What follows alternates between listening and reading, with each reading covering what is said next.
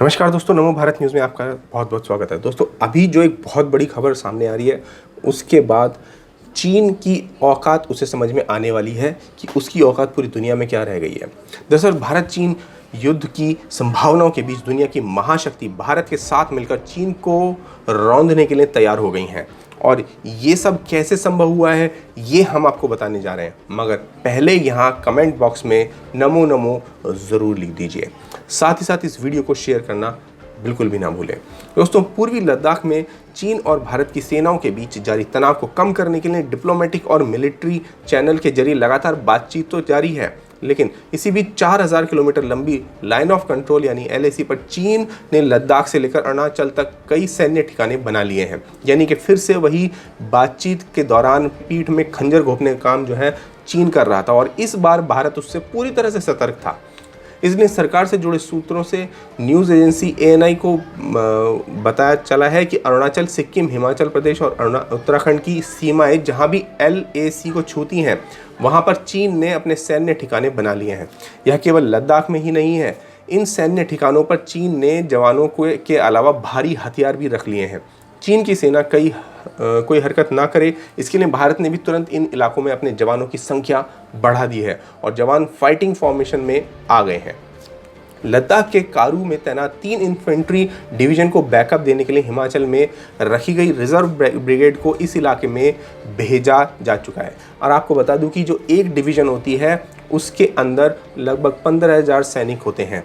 इसके अलावा जो अगर आपको ब्रिगेड की बात करें तो ब्रिगेड में जो है आप बात करें तो इसमें लगभग 2000 सैनिकों की एक ब्रिगेड होती है और डिवीज़न में 15,000 सैनिक होते हैं। इस तरह से जो 3 डिवीजन्स तैयार की गई हैं उसका मतलब है कि 3 यानी कि 15 मल्टीप्लाइड बाई 3 यानी कि 45,000 सैनिक जो हैं वो सीधे तौर पर वहाँ पर तैयार हैं। इसके अलावा कई रिजर्व ब्रिगेड्स को भी इलाके में भेज दिया गया है। अप्रैल में हिमाचल के जिन इलाकों में सीमा के पास चीन के जवान नजर आए थे वहाँ पर भी अतिरिक्त जवान भेजे गए हैं।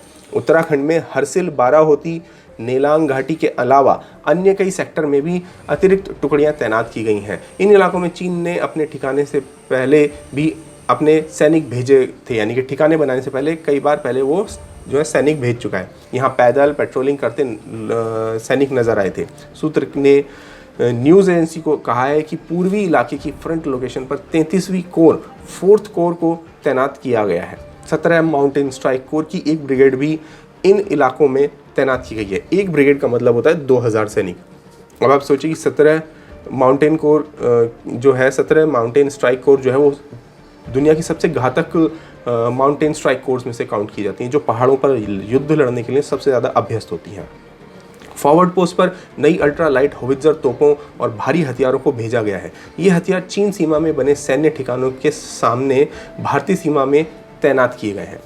यानी कि भारत ने अपना दमखम पहले दुनिया को दिखाया है और समझाया है कि हम चीन से ऐसे ही युद्ध नहीं करने जा रहे हैं। हम पहले उससे शांति की बात करते हैं, उसके बाद अपनी रक्षा करने के लिए भी हम पूरी तरह से सक्षम हैं।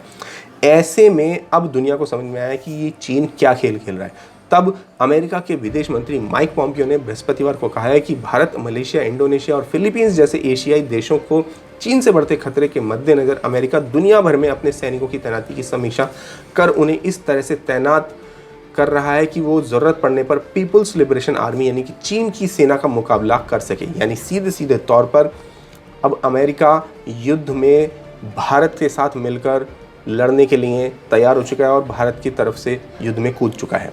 पॉम्पियो ने जर्मन मार्शल फ्रंट के वर्चुअल ब्रसेल्स फोरम 2020 में एक सवाल के जवाब में यह कहा। पॉम्पियो ने कहा कि हम सुनिश्चित करेंगे कि हमारी तैनाती ऐसी हो कि PLA का मुकाबला किया जा सके। हमें लगता है कि यह हमारे समय की यह चुनौती है और हम सुनिश्चित करेंगे कि हमारे पास उससे निपटने के लिए सभी संसाधन उचित जगह पर उपलब्ध हों।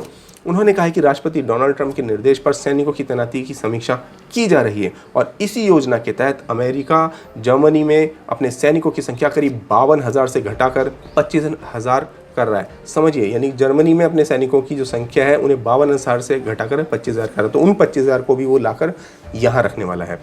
पॉम्पियो ने कहा कि सैनिकों की तैनाती जमीनी स्थिति की वास्तविकता के आधार पर की जाएगी। उन्होंने कहा कि कुछ जगहों पर अमेरिकी संसाधन कम रहेंगे, कुछ अन्य जगह भी होंगे। मैंने अभी चीनी कम्युनिस्ट पार्टी से खतरे की बात कही है, इसलिए अब भारत को खतरा, वियतनाम को खतरा, मलेशिया, इंडोनेशिया को खतरा, दक्षिण चीन सागर की चुनौतियाँ, ये सब इसमें शामिल हैं।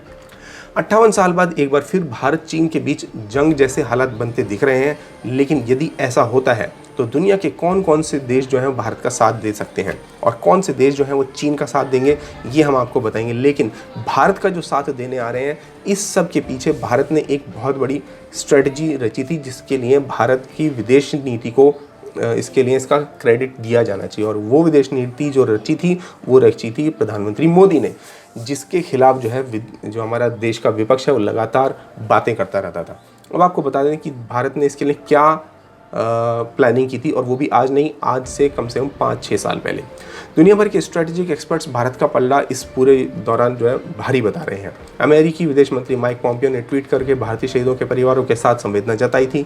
भारत में ऑस्ट्रेलिया के राजदूत बैरी ओफ्रेल ने भी भारत के संयम की सराहना की थी। उधर अमेरिका और ऑस्ट्रेलिया दोनों ही देश क्वाड ग्रुप का हिस्सा है। अब ये जो क्वाड ग्रुप है ये क्या है, इसको समझ लीजिए। क्वाड ग्रुप है जिसमें अमेरिका, ऑस्ट्रेलिया, जापान और भारत शामिल हैं। जी हाँ, आपको बता दूं कि इस क्वाड ग्रुप को जो है जापान ने ही बनाने की सलाह दी थी, और इस ग्रुप में क्योंकि जापान भी है तो इससे ये जो पूरी स्ट्रेटजी है बहुत अच्छे से समझ में आ सकती है कि एक तरफ महाशक्ति अमेरिका, और एशिया में जो सबसे बड़ी शक्तियाँ हैं उनमें से एक भारत और जापान और ऑस्ट्रेलिया। आप समझिए कि मतलब चीन को लगभग 4 तरफ से घेरने की तैयारी की जा चुकी है। इसमें आपको बता दूं कि दुनिया भर के रक्षा विशेषज्ञों का मानना है कि यदि चीन के साथ युद्ध के हालात बनते हैं तो क्वाड देश सबसे पहले भारत की मदद के लिए आगे आ सकते हैं। 2007 में प्रधानमंत्री शिंजो आबे ने इस ग्रुप को बनाने का प्रस्ताव रखा था, जिसे भारत, अमेरिका और ऑस्ट्रेलिया ने समर्थन दिया था। हालांकि 10 साल तक तो ये निष्क्रिय ही रहा, लेकिन 2017 के बाद से चारों देशों की लगातार बैठकें हो रही हैं।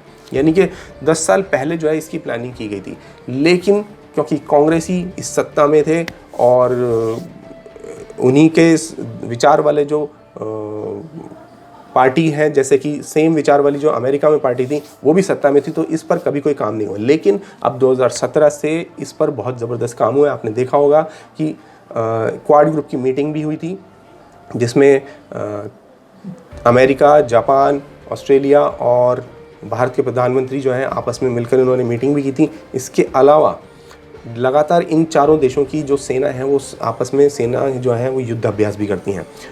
इस क्वाड ग्रुप में शामिल सभी चारों देशों की एक ही चिंता है, और वो है चीन का बढ़ता दबदबा, खासकर उसकी विस्तारवादी नीति।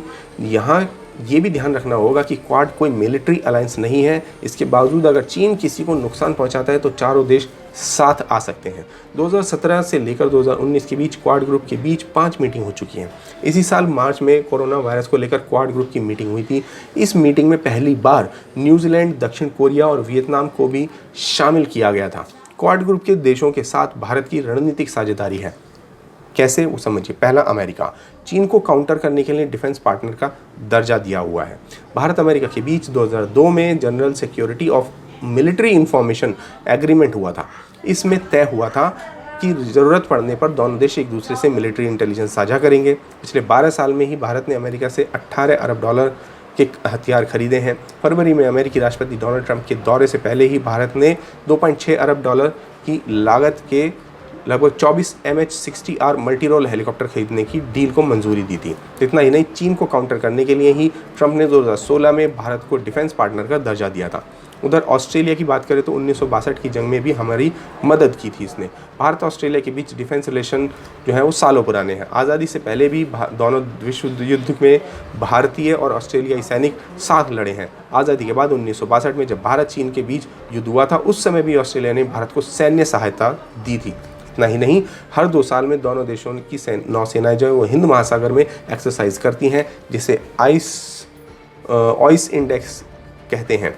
इन सब के अलावा भारत चीन के बीच अरुणाचल प्रदेश को लेकर विवाद है, लेकिन ऑस्ट्रेलिया खुलकर अरुणाचल को भारत का हिस्सा मानता है। अब बात करें तीसरे देश यानी जापान की, तो दोनों देशों के बीच 2008 में सुरक्षा समझौता भी हुआ था और भारत और जापान के बीच भी काफ़ी करीबी डिफेंस रिलेशन है। दोनों देशों के बीच अक्टूबर 2008 में एक सुरक्षा समझौता भी हुआ था। इस समझौते के तहत दोनों एशिया प्रशांत क्षेत्र में समुद्री डकैती जैसी घटनाओं को रोकने के लिए मिलकर काम कर रहे हैं। दोनों देशों के बीच इस तरह संबंध है कि दुनिया में जापानी प्रधानमंत्री शिंजो आबे को इंडोफाइल भी कहा जाता है, यानी ऐसा व्यक्ति जो भारत के साथ हमेशा खड़ा रहता है।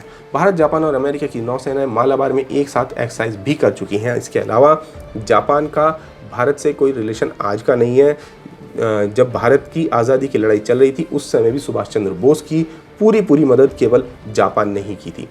तो दोस्तों, इस सब के बाद ये तो निश्चित हो जाता है कि भारत इस पूरे युद्ध में अकेला नहीं है। अगर चीन का साथ पाकिस्तान, नेपाल और उत्तरी कोरिया करेंगे या देंगे तो भारत भी यहाँ अकेला नहीं खड़ा होगा। तो दोस्तों, इस पूरी खबर पर आपका क्या विचार है हमें कमेंट बॉक्स में लिखकर बताएं।